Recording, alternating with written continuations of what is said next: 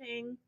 No, this is not pre recorded. I was able to get back in town and get back into the house at enough time to go live with you all, just a little delayed. Excuse the extra pillows in the back where I was sitting at the event. I don't know what I did to my back, but we are going to make it through tonight. Yes, we are. Yes, we are. Yes, we are. We can get it right. Y'all. So let's start because I believe there were a couple of stories last night we did not get a chance to get into. Let's see. Let's start with the article actually popping up. That would be helpful. Coming from The Guardian. Lewis Hamilton demands action after Nelson Piquet uses racist epithet about him. I promise y'all I will be able to talk today. Lewis Hamilton has said the time has come for action after a video emerged with the three-time F1 world champion Nelson Piquet using racist language when speaking about the British driver. Piquet used the term in an interview that was conducted last year, but which was released publicly on Monday night. Formula One and Hamilton's Mercedes team had already condemned Piquet on Tuesday morning, but Hamilton reacted with anger via Twitter, stating, "It's more than language. These archaic mindsets need to change and have no place in our sport. I've been surrounded by these attitudes and targeted my whole life. There has been plenty of time to learn. Time has come for action."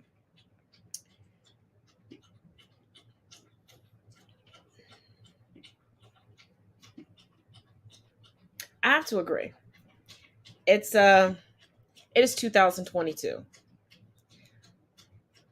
I'm tired of the excuses that racists are able to give. Oh, I just didn't know. Oh, I'm old from my time. If you have been able to adapt to technology, smartphones, all of these different things, as much as the world has changed and my little 45 rotations around the sun, if you can adapt to everything else, you can adapt to not being racist, sexist, misogynistic, homophobic, transphobic, biphobic, all of these things. You went from programming VCRs to DVDs to now you know how to stream, but you don't know how to not be disrespectful. No.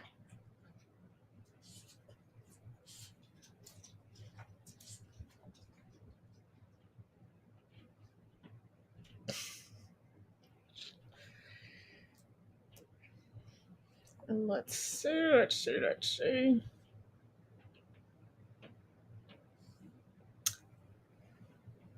If you're a Power Rangers fan, can't remember if we went over this last night or not. We're going to go over it tonight. So, if you like the OG Power Rangers, here we go. So let's talk about the tragic history behind the original Mighty Morphin Blue Ranger. So in 1993, David Yost is cast as Billy Cranston. He's like the lovable nerdy dude, he makes a lot of their gadgets, he made the communicators that the Power Rangers use. And even though in its time Power Rangers was a smash hit, a lot of stuff was happening to the cast behind the scenes which makes you really look twice at the show.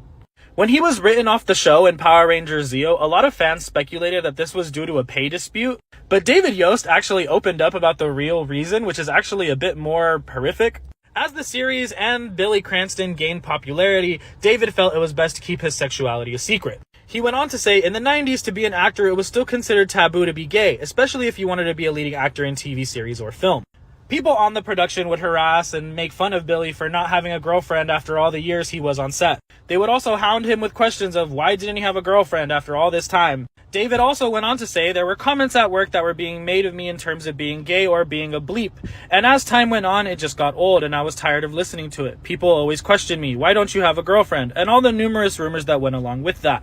Making the best decision possible, David Yost decided to leave the show. The crew's constant bullying and harassment led Yost to a breaking point. He did say, okay, I need to leave because if I stay, I'm going to end up unaliving myself. This part is what really gets me. The bullying and harassment he received from the show was so severe that he didn't feel it was just necessary to leave the show. He felt it was necessary to check himself into conversion therapy. David goes on to say, when I was doing conversion therapy, I could literally feel a shift in my body. It felt like I was going against my natural state. I could feel an intentional struggle going on within my body and my mind.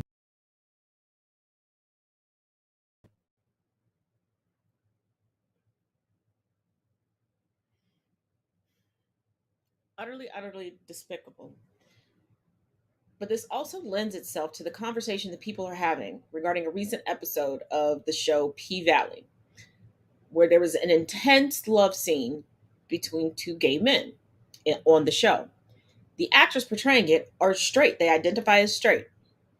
They are just comfortable enough in their sexuality to take on this role. But when you have gay actors, this is what you do to them. And then you sit back and criticize, well, why didn't they put a gay actor in that role? Something has to be wrong with them. Something has to be going on because, nobody can be that intense or that good. It's called acting, it's a craft. But when you flip that coin, no one questions the sexuality, the manhood, or the manliness of a gay actor who takes on straight roles, so that they can live. They don't sit there and go, oh, he kissed that woman so passionately, he can't be gay. Blah, blah, blah, blah, blah. But you want to bully gay actors out of the industry into positions that are detrimental and harmful for them. And to the point where they don't even want to be on earth anymore. For what? For existing? For existing. Newsflash, people. Members of the LGBTQIA plus community have existed since this planet has existed.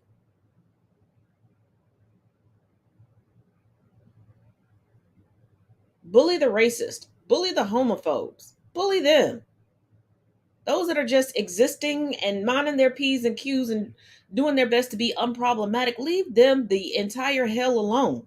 Because if he would have taken his life, the vast majority of the public would have condemned him for doing that. Look at the zero help Robin Williams got and how alone he felt and how people treated his memory and his family after his death. Anthony Bourdain, same circumstance. You never know what people are going through. So stop picking, poking at the bear. Just let people live.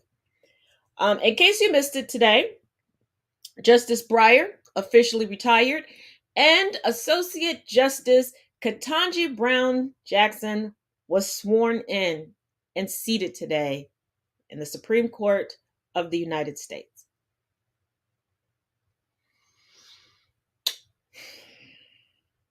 My inner little black girl is screaming.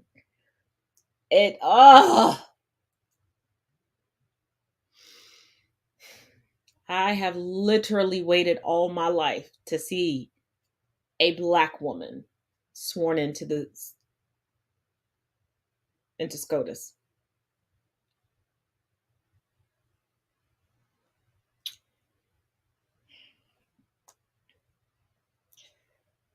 Whew.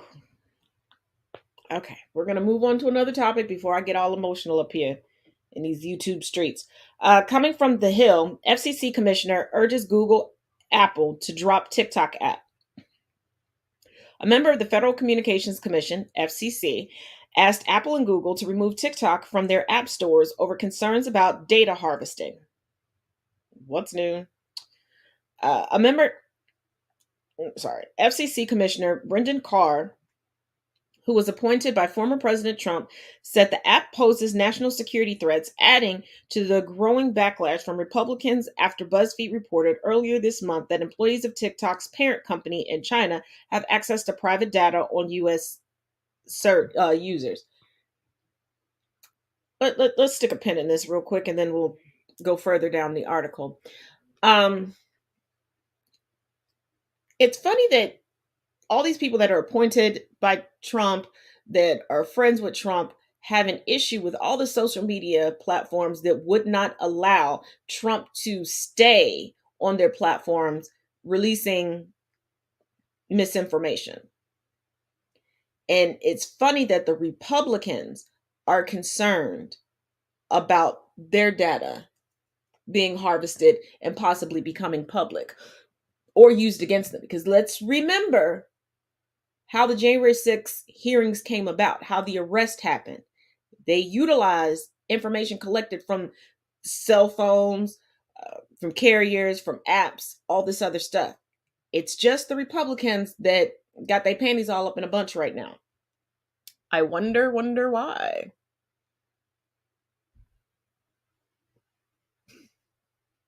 Earth is very ghetto.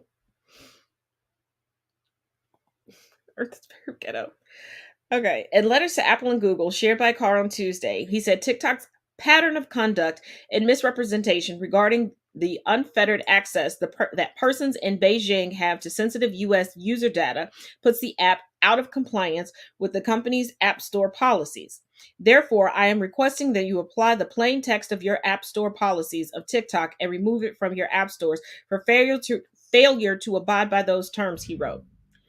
I wonder if this also has to do with the fact that there have been so many campaigns that have been so successful on TikTok to mess up GOP rallies. Because right now on TikTok, racists and conservatives are winning. Like the only way their videos are coming down or their accounts are taken down is when they turn on each other and start reporting each other. Somebody can call me a racial slur. And if I match their energy and tell them, hey, this isn't right, this is disrespectful, I can get a community guidelines violation. My video can come down. My profile can be flagged for harassment and bullying. They're winning. So once again, what is it that they are truly, truly afraid of?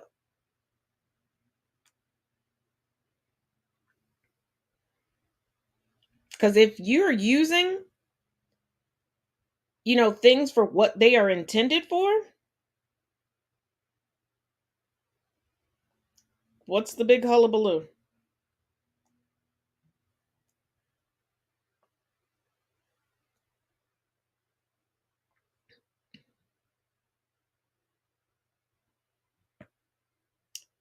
And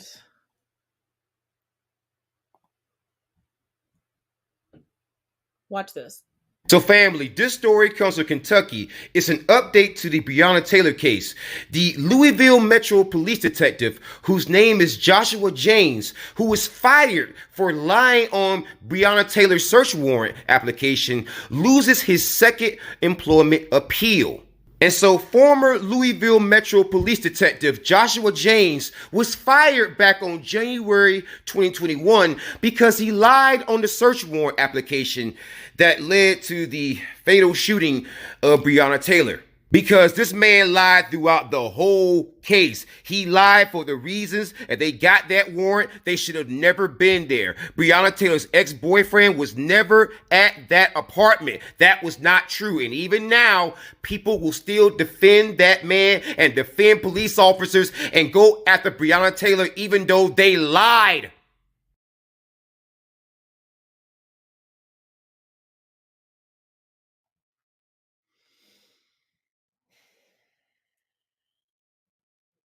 This is like the perfect combination of Anglo audacity and mancacity all rolled up into one giant Richard. Because you lied. You got caught in your lie.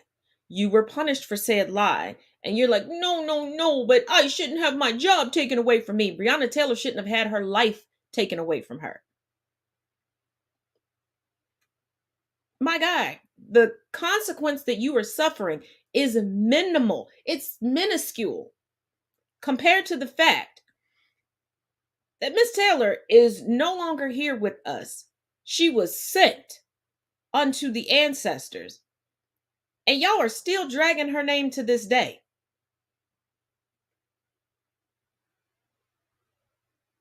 Regardless of how many facts come out, you're still dragging her name to this day. Why?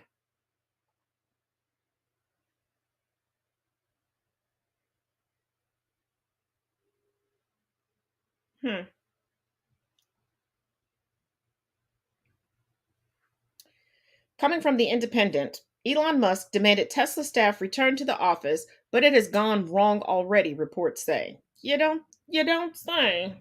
Who didn't see this coming?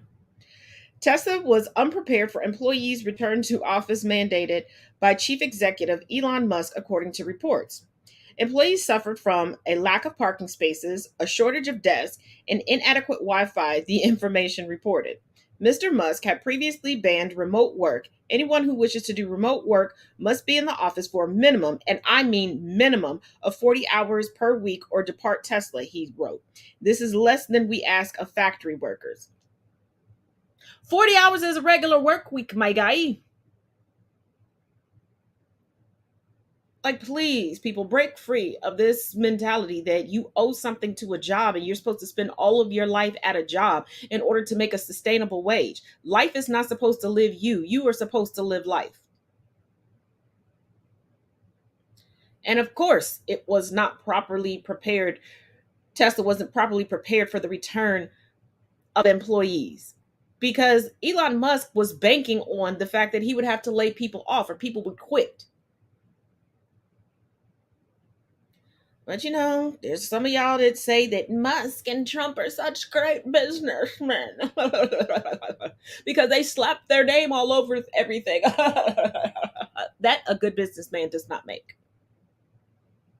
I can print out some labels right now and smack my name on everything. Doesn't mean that I've made any business moves at all. In a follow-up email, Mr. Musk wrote, "The senior you are, the more visible must be your presence. This is why I lived in the factory so much, so that those on the line could see me working alongside them. If I had not done that, Tesla would long ago have gone bankrupt." Walking around with a cup of coffee in your hand isn't working. Like, I'm even questioning if you tie your own shoes at this point, Elon. You spend so much time bailing Amber Heard out of stuff, but I digress. There are, of course, companies that don't require this, but when was the last time they shipped a great new product? It's been a while. Tesla has and will create and actually manufacture the most exciting and meaningful products of any company on earth. This will not happen by phoning it in.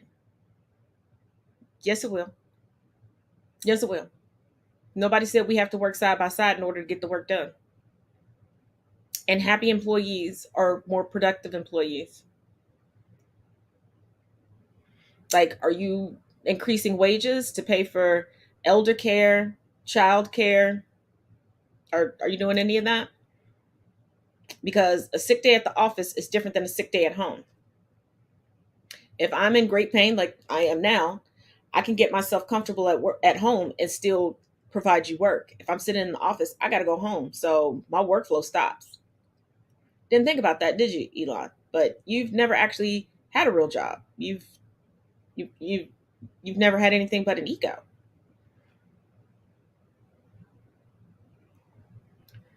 And Elon Musk is going Elon Musk. And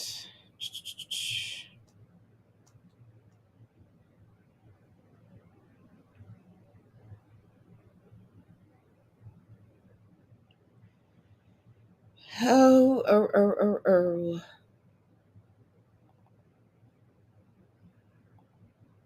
Oops. Dear. Chris Pratt.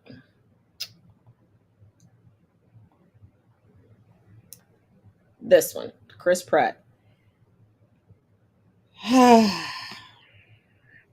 He is attempting to do some damage control after being problematic for ever so long.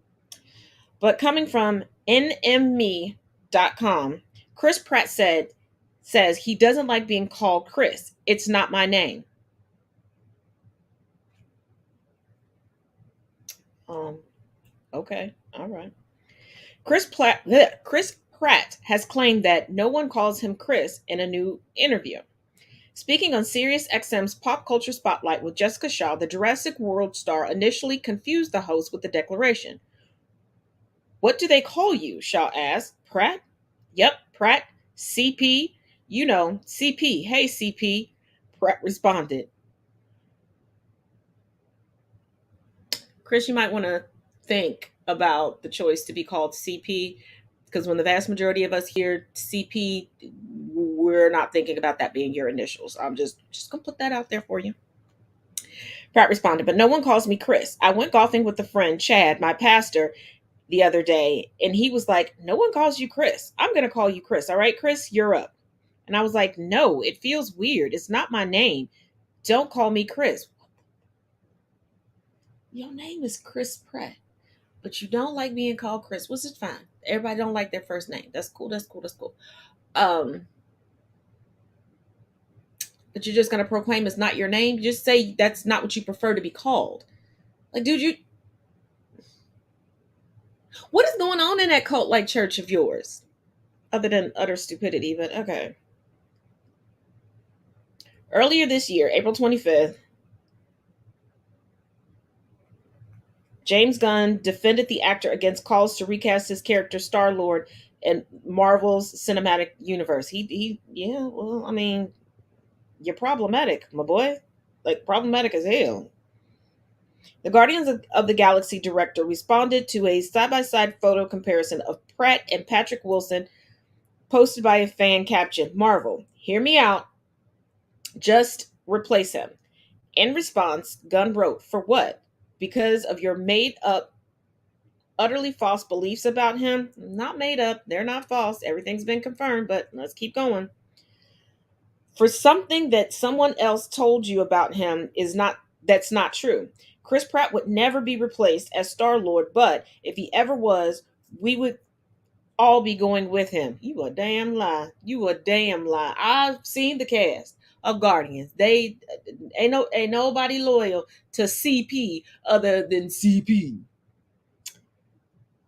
Pratt has been affiliated with the Zoe Church, a church founded by Chad Beach that modeled after Christian megachurch Hillsong in 2015. Hillsong's global senior pastor, Brian Houston, wrote a blog post about their views on LGBTQ people, writing, we are a gay welcoming church, but we are not a church that affirms a gay lifestyle. Zoe Church is just the offspring of Hillsong. And CP just denounced, oh, I've never been to that church. I've never been associated with that church. Bruh, shut up. Pratt has been criticized in the past for his affiliation with the church. In 2019, Elliot Page called out the actor for supporting an infamously anti-LGBTQ church following an appearance on The Late Show with Stephen Colbert. In response, Pratt denied the church has any anti-LGBTQ views. I go to a church that opens their door to absolutely everyone, he responded. He added that no church defines me or my life, and I am not a spokesperson for any church or any group of people. Bro, you called the pastor your buddy and you hanging out. I guess. But that is not the only update we have on Mr. CP here. Really wish people would think things through before deciding what to call themselves. Coming from Fox News, yes, Fox News. Chris Pratt cried when fans said he insulted his ex-wife, Anna Faris. My son's gonna read that one day. Chris Pratt was slammed in November for making a comment on his healthy daughter with Katherine Schwarzenegger.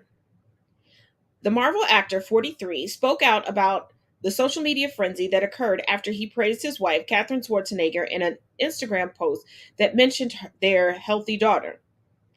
Ignoring Twitter comments is a lesson I've learned. It's not a lesson that my son has learned yet, Pratt shared with Men's Health for the July-August cover.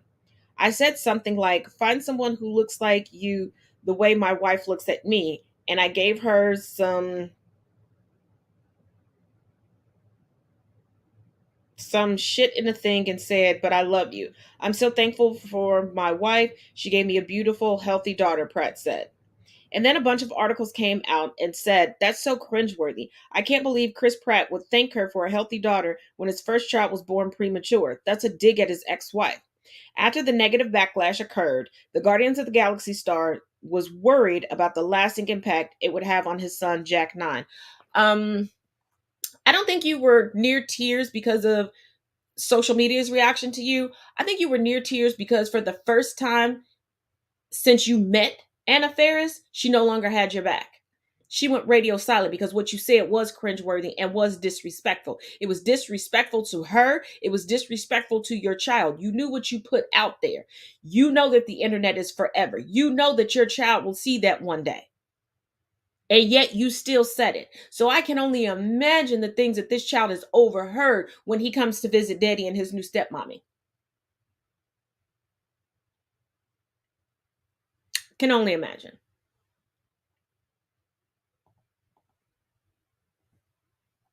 Because that's utterly ridiculous and utterly disgusting.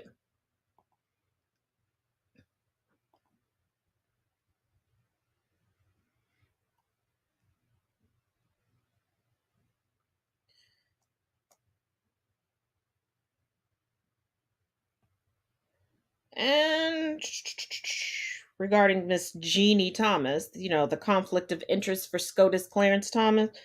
Coming from the Independent, Jeannie Thomas has serious concerns about testifying to January 6th committee, her lawyers say. It's funny because before she was so gung-ho to talk to them, now she's worried. Are you worried because of all the text messages that came out that you thought weren't going to come out? All the emails that came out that you didn't think were going to come out by all the other testimony? Like, you were in communication with then federal government employees. Like, everything is heavily monitored. The lawyer for Virginia, Jeannie Thomas, the wife of Supreme Court Justice Clarence Thomas, said the conservative activist has serious concerns about testifying before the House Select Committee investigating the January 6th riot at the U.S. Capitol. Mark Paoletta sent an 8-page letter obtained by the Daily Caller to the committee as it has sought her testimony. Mr. Paoletta specifically cited how Supreme Court justices have been subjected to threats after a draft opinion of the court decision to overturn Roe v. Wade. Jenny, what does Roe v. Wade have to do with the insurrection? And you were bootlicking so hard to Trump that I guess you missed that it was recently reported that he believes that the overturning of Roe v. Wade is going to be the end of the GOP, that it is the worst decision they could have made because they're going to piss off their top demographic that he was able to swoon and get to come vote for Republicans, including himself. Remember him constantly talking about suburban women, suburban housewife, suburban women? That's who you pissed off with the overturning of Roe v. Wade that has Trump shaking in his boots. So no, you're not going to get death threats because you got to go tell the truth.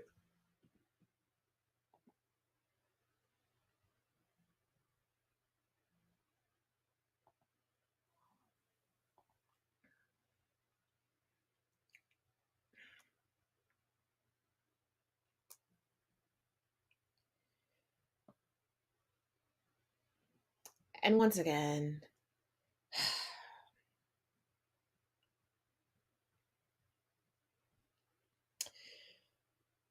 coming from the Associated Press, justices limit 2020 ruling on tribal lands in Oklahoma. The Supreme Court ruled on Wednesday that Oklahoma can prosecute non-Native Americans for crimes committed on tribal land when the victim is Native American.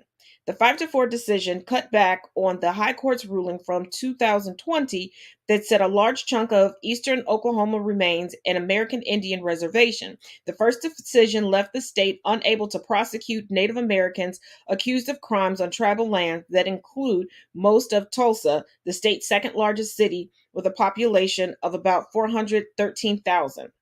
A state court later ruled that the Supreme Court decision also stripped the state of its ability to prosecute anyone for crimes committed on tribal land if either the victim or perpetrator is Native American. That would have left the federal government with sole authority to prosecute such cases, and federal officials had acknowledged that they lacked the resources to prosecute all the crimes that have fallen to them. But the High Court's new ruling said that the state also can step in when only the victims are tribal members. The state's interest in protecting crime victims includes both.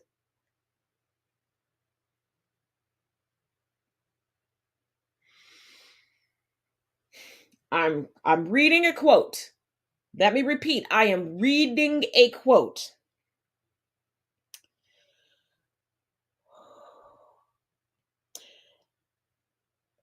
The state's interest is protecting crime victims, includes both Indian and non-Indian victims, Justice Brett Kavanaugh wrote for the court. You're an associate justice for the Supreme Court, and you still cannot restrain from using a slur and just use identifiers that are proper for people?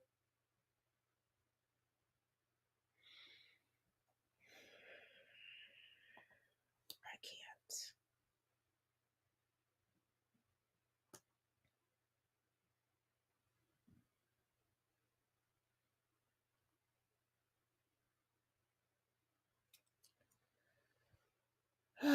Here we go.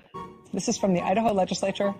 They start talking about colonoscopies, and things just go downhill from there. I swear we did not edit this. This really happened today, because this is what today is like in the news. You mentioned the risk of colonoscopy. Can that be done by drugs? Mr. Chairman, Representative Barbieri, it cannot be done by drugs. It can, however, be done remotely, where you swallow a pill, and this pill has a little camera, and it makes its way through your intestines, and those images are uploaded to a doctor who's often thousands of miles away, who then interprets that. Follow up, Mr. Chairman. Barbieri. Can this same procedure then be done in a pregnancy? Swallowing a camera and helping the doctor determine what the situation is with the... Mr. Chairman and Representative, it cannot be done in pregnancy simply because when you swallow a pill, it would not end up in the vagina. Fascinating. That certainly makes sense, doctor. Sometimes there's nothing to add. Sometimes the most straightforward headlines are all that you really need.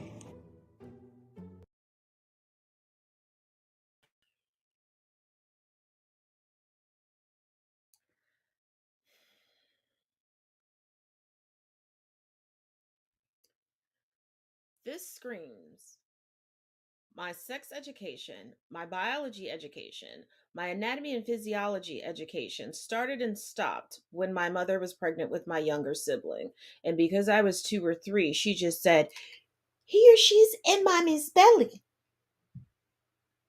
If you do not understand the basic anatomy of women, who are you to pass legislation on it? Who are you to be able to pass down rulings on it? The United States is the greatest country. My ass. The United States can't even properly educate those that are in office. Y'all wanted to give literacy tests for us to vote. Y'all need to start giving your constituents literacy tests, I'm sorry, in order to run. Jesus, Mary, and Joseph, and a Billy. Okay.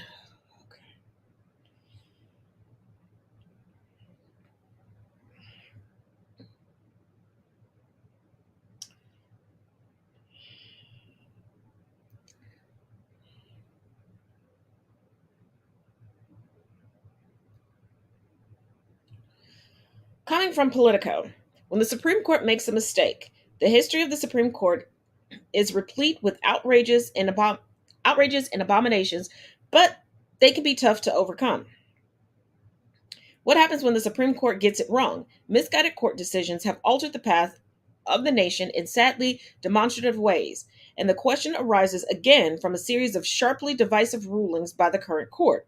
The short answer is not much can be done. In the American system, an edict from the High Court is almost uniquely without check or balance. When justices err, the people suffer the consequences. The only corrective is the High Court itself, as future generations reconsider once settled doctrines. But problems often get worse before they get better because Supreme Court errors are rarely one-offs. When a cabal of justices goes astray, they tend to keep it on going. Mistake follows mistake, and the boundaries of American freedom get squeezed. Mistakes are, of course, in the eye of the beholder. The current court's decision to overrule Roe v. Wade wasn't unwelcome to a sizable minority who oppose abortion rights. Sizable minority. You know how that's becoming an increasing trend within the United States? The minority are taking control of the majority. It's time for y'all to channel your inner Frenchman. Take it to the streets.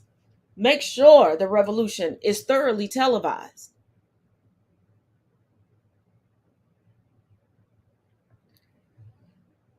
Oh, Lord, Lord, Lord, Lord, Lord.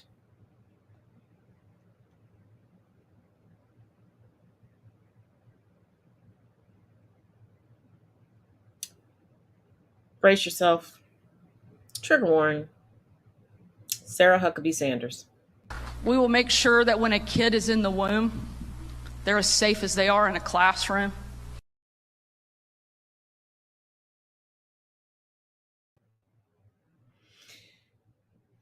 So why overturn Roe v. Wade? You all believe that an embryo, a fetus, a mere clump of cells, is a living, breathing, viable human child that can live outside the woman's body. And you are not allowing common sense, red flag, restrictive gun laws to protect children in classrooms, movie theaters, churches, malls.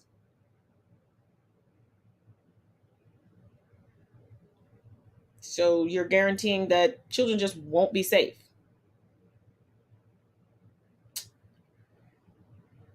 Interesting. Very, very interesting.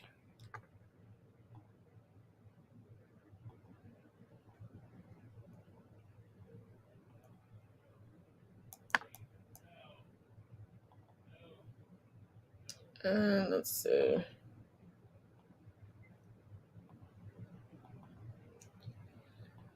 Now we're going to talk a little Basquiat. Coming from the Associated Press, CEO and Florida Museum part ways following Basquiat raid. The Orlando Museum of Art has parted ways with its CEO in the days after the FBI raided the Florida Museum and seized more than 24 paintings attributed to artist Jean-Michel Basquiat that are the subjects of an investigation into possible wire fraud and conspiracy. The museum's board of trustees is extremely concerned about the exhibition of 25 paintings whose authenticity has been challenged, as well as an inappropriate email former CEO and director Erin DeGroft sent to an academic art expert when she asked that her name not be used in promoting the works. Cynthia Brumback, the museum's board chair, said in an email statement Tuesday night. We have launched an official process to address these matters as they are inconsistent with the values of the institution, our business standards, and our standards of conduct, Brumback said. Now, just to give you the Cliff Note version, a man came forward and claimed that Basquiat had basically gifted him these pieces before he died. And along with it came a poem that was typed out in an old school computer and printed out on an old school printer, kind where to pull things off the side of the paper. Problem is, Basquiat never owned a computer. No one even knows if he knew how to use the computer. And the works really didn't look anything like Basquiat. So I don't know why this, actually I do, money. Because determining the value of artwork,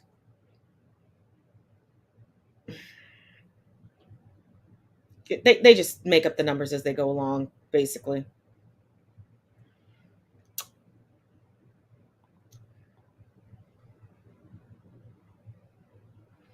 But just like the previous article said about the Supreme Court, SCOTUS is a bit out of control.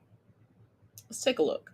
If you're wondering why the Supreme Court is in the midst of a major crisis of legitimacy, let me explain all the reasons why in just 60 seconds. Start the clock. There are 9 justices on the Supreme Court, and 6 of them are conservatives, the same 6 who ruled against abortion rights in the Dobbs case. To be clear, Democrats have won the popular vote in every presidential election bar one this century, yet there are only 3 liberal justices on the court. 5 of the 6 conservative justices on the court were appointed by presidents who first came to office having lost the popular vote. That's Amy Coney Barrett, Brett Kavanaugh, Neil Gorsuch, Samuel Alito, and Chief Justice John Roberts. 3 of those 5 were, of course, appointed by Donald Trump, who not only lost the popular vote twice, but then became the first American American president in history to attempt a coup. 2 of the 6 conservatives on the bench, Kavanaugh and Thomas, have been credibly accused of sexual misconduct, though they deny the accusations. One of those 6, Gorsuch, is sitting in a seat stolen from Merrick Garland because Republicans made up a rule about confirming Supreme Court justices in an election year. Another of those 6, Barrett, was then confirmed to her seat just weeks before a presidential election, violating that made-up rule. Another of those 6, Thomas, has a wife who worked to overturn that presidential election, and yet he refused to recuse himself from cases involving Donald Trump and the 2020 election. So legitimacy crisis is an understatement. This is an anti-democratic, pro-minority rule, GOP-packed Supreme Court that needs to be urgently rebalanced.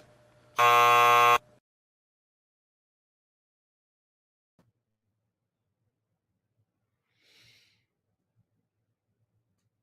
have nothing to add.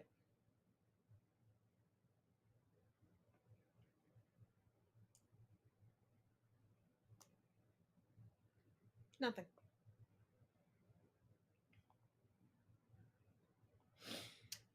For those with student loan debt, you're going to want to pay attention to this. Coming from the Business Insider, Biden's top student loan official says he's pushing hard to give public servants more time to apply for debt relief. Here are the cliff notes. FSA head, Richard Cordray said he's looking into an extensive PSLF waiver. The waiver would allow public servants with previously ineligible payments to count them towards student loan relief, but it's currently expiring on October 31st, and with some worry that's too soon for everyone to be able to benefit.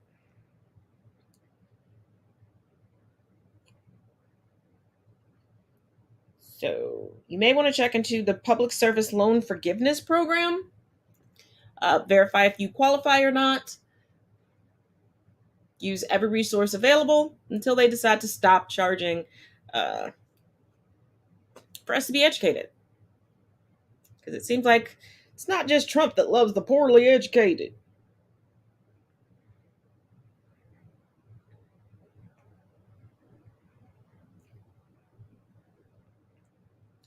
And because it just wouldn't be right if I didn't update you on a little Amber Heard news. Coming from Marca.com, Amber Heard to sell pricey gift from Elon Musk to pay Johnny Depp following trial. Oh, Elon, stop giving you an allowance, girl. He stopped paying off people for you, girl. Amber Heard will have to sell an... Okay, that's weird. Amber Heard will have to sell an expensive gift that she once received from Elon Musk in order to pay Johnny Depp after she lost their defamation trial. I mean, well, you did cheat with Elon while you were with Johnny, so sell them gifts, girl. Heard used to be in a relationship with the founder of Tesla and SpaceX, and that meant that she has been on the receiving end of many gifts from the South African billionaire. One of these gifts was a Tesla Model X car. The electric vehicle can go 628 kilometers on a single charge, and it boasts 1,200 horsepower. Despite being quite a big car, it can do 0 to 100 kilometers per hour in 2.1 seconds and has a top speed of 250 kilometers per hour. There has been controversy in the past as to whether she bought the car herself, given she is an actress who can afford such things. No, she can't. No, she can't. No, she can't. She wasn't making that much money. She became a millionaire when she divorced Johnny and made him give all that money, and then she promised she was going to donate it, and she didn't. She held on to it. No, she can't. No, she can't. No, she can't. No, she can't. Okay? She's barely a step above an extra in a commercial. No, she can't.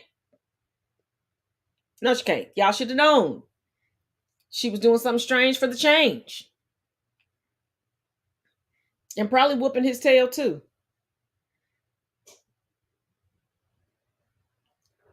And telling him, sorry I hit you. Like, ooh, child.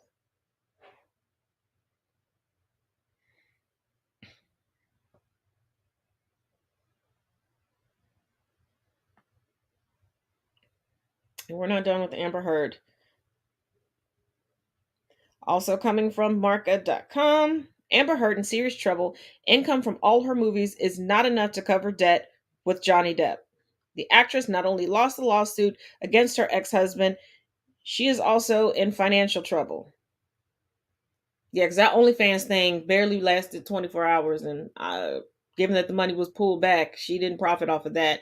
The little interview that she did, it went so horribly because She's a liar, and she decided to lie to a journalist who was formerly an attorney about the Constitution and constitutional law, and then claimed that Johnny Depp had convinced the world that he had hands for scissors. Like, who child?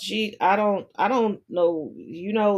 Look for her at a local McDonald's at this point, because that's what she's gonna have to do. Because I don't think she has any um other skills. Maybe she should take on a role playing a crazy villainess or something, because there seems to be her wheelhouse where she doesn't have to act. She could just be herself.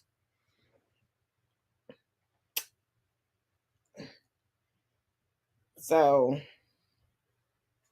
like, her net worth wasn't even close to the settlement beforehand, and girly. Johnny Depp is returning to Pirates of the Caribbean, even though Disney has yet to formally apologize to him publicly or privately. But whatever, he got a couple $1 million paycheck coming up for that. Plus, Disney knew we were not going to watch any more Pirates of the Caribbean movies without Captain Jack Sparrow.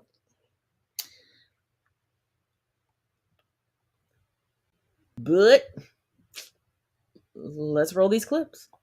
It's Tuesday night, and here's what happened. Ernst & Young, a top accounting firm, was fined $100 million for allowing their CPAs to cheat on their exams. Ghislaine Maxwell will go to prison for 20 years. And a 101-year-old man who was a former Nazi was sentenced to 5 years in jail for his part in the Holocaust. A Louisiana court ruled that the new congressional district map was in violation of the Voting Rights Act. But the Supreme Court today said, nah, it's good. The new map dilutes the voting power of black people by half. And today, the January 6th Commission heard testimony from Cassidy Hutchinson, a former aide to Mark Meadows. She said Trump was so set on going to the Capitol he tried to drive himself there, that he didn't care that the mob was calling for Mike Pence to be hung. He didn't care that the mob had weapons when they entered the Capitol. He accused her of only testifying because he no longer wanted her. She accused him of witness tampering, and that Trump was terrified of Ron DeSantis being able to use all of this to defeat him in 2024. Biden Pentagon just said no to all of the Republicans in the Supreme Court. They just put out a statement saying that any of the abortion laws enacted as a result of the Supreme Court's ruling on Roe will not be recognized. This means that women in the military will still have access to reproductive health care. Biden's Pentagon, great job. Thank you for sticking up for the women who serve our country.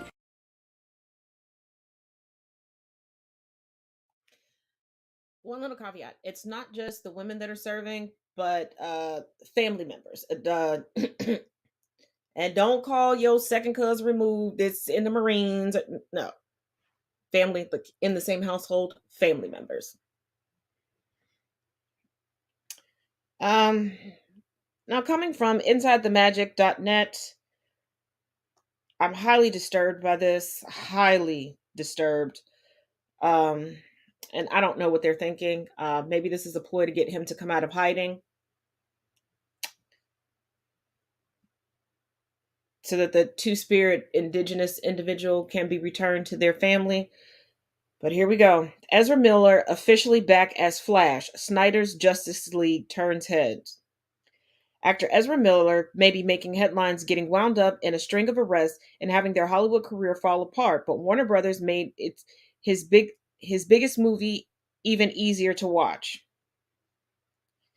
The world of Ezra Miller has been in the public eye since the Fantastic Beast actor was arrested in Hawaii for reportedly assaulting bar guests partaking in karaoke. From there, Miller has recently griped to the world of superhero fans after reports of the actor grooming an 18-year-old. They say here an 18-year-old girl. This individual is an 18-year-old Two-Spirit indigenous individual. As a result, Ezra Miller has been given a restraining order after reportedly giving the young adult drugs and alcohol, assaulting various individuals, and keeping a family on their remote Vermont farm. Miller has been racking up arrests and dubious incidents across different islands in Hawaii for the last couple of months, but the story has taken a darker turn in recent weeks. On June 23rd, Rolling Stone published an extensive piece revealing that a young mother and her children, all between the ages of 1 and 5, are currently staying with Miller on their 96-acre Vermont farm. The woman told Rolling Stone that she's found the home to be a healing haven for us after leaving an abusive relationship. But two unnamed sources who spoke to Rolling Stone said that adults on the property have been farming marijuana and smoking it around the children, despite not being legally allowed to do so per Vermont's Cannabis Control Board.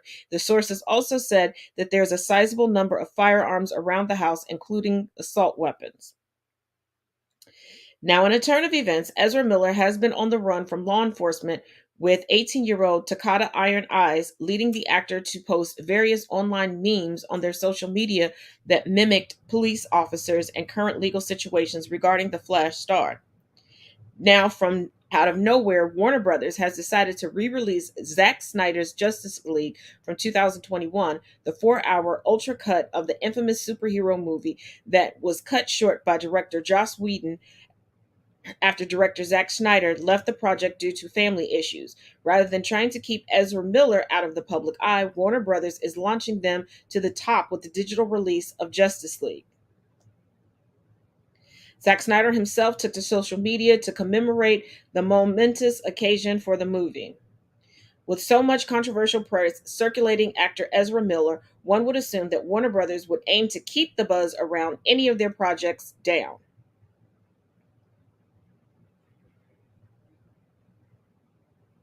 I would think so. But once again, we are reminded that the United States does not care about indigenous individuals, nor do they care about Black individuals. Because if the person that he disappeared with and was taunting law enforcement on social media about, there would be no re-release of anything. They would have found him, and he would be in the morgue right about now.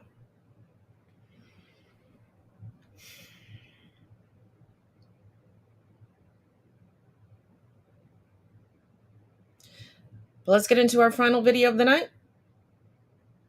Good morning. I've got some helpful history for today. Yesterday, the Supreme Court said abortion is not mentioned in the Constitution and so thereby is not protected by it. I was like, well, why didn't they mention it? Turns out because abortion was free and accessible in the colonial days. It was not illegal and it wasn't even really talked about. It was considered women's business. The colonists got a lot of their ideas on what the laws in America should be from what the laws in Britain were. Getting an abortion in England was like not a big deal until 1803 when they made it illegal. Connecticut was the first state to try and regulate medical abortion in 1821, and in 1829, New York became the first state to make abortion a felony. This was at a time when all the different religious groups popping up were jockeying for who had the moral superiority, and this crusade for the suppression of vice would go on well until the 1900s. They considered abortion the product of sin and thereby a vice, and it was outlawed about the same time that they regulated sending porn through the mail. But even back then, in cases of rape, incest, or the woman's life being in danger, she had access to abortion.